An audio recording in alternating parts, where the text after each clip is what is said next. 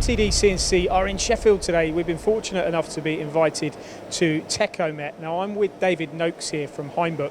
The story here is about work holding and what you've supplied them over the years, because this is a medical component manufacturer and they utilise your work holding in a big way, don't they, Dave? They do, very much so.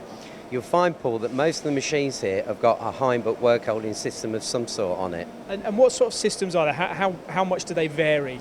Well, a lot of them are stationary for machining centre 5-axis work, and others is just turning. So turning, collet chuck one side, mandrel another. Okay, now what we're going to do is we're going to walk around the workshop looking at some of the machines and, of course, the work holding that's on them. We'll start with this one. Now, this is a DMU50, a DMG Mori machine, yeah. Dave. What's the actual solution that we have provided them on here? Well, this was one of the first systems we did, and this is a manual Manoc 65 for doing certain components, and this was the genesis of it all.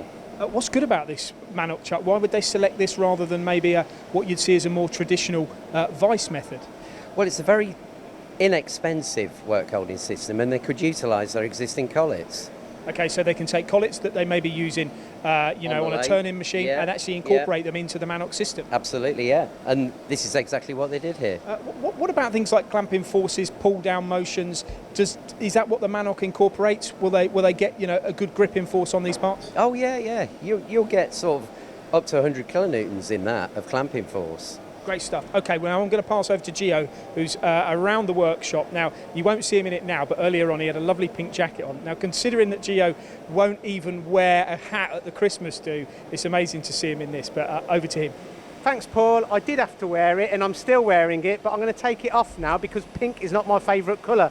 Now, Steve, looking at this new sale here, one of your latest investments, can you tell me what's occurring? So we bought the new DVF 5000, they're the first two in the country, and instead of going for the manual Manoc 65s, we've gone for the hydraulic chuck. It's going to be robot loaded, so you've got hydraulics under the table, again pulling that collet down, giving us that rigidity.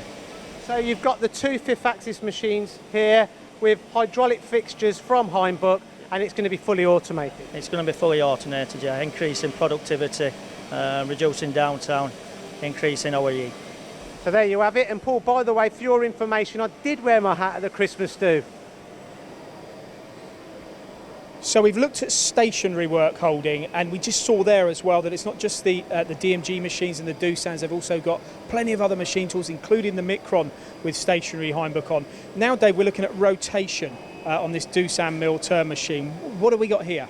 Well, what we've got here, Paul, we've got two Doosan mill turn machines with a 52 combi pullback chuck.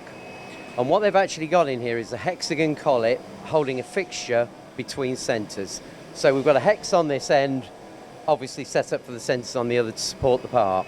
Is there an end stop in here, so when they're pushing the fixture in, the positional accuracy is good? There's an end stop in the middle of the chuck, in the internal part of the chuck, which they push the fixture up to, and then the centre supports it to stop any vibration during machining. Now, important to add that this is actually, as we said earlier, a medical company, medical application. This is a knee joint, isn't it? Yeah, a knee part. And the knee part obviously sits, there'll be two of those that'll be sitting on that fixture.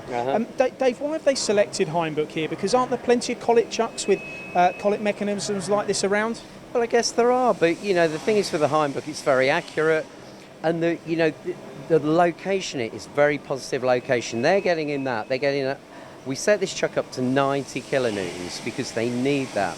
The clamping force is critical to stop any sort of chatter or any surface finish is key on these parts. So how are you measuring the clamping force on this? How do you do that? Well, what we did, we set these up with our test it equipment, which is a Bluetooth sender, sends a signal to a laptop and gives us a figure, and we can alter that by the cylinder.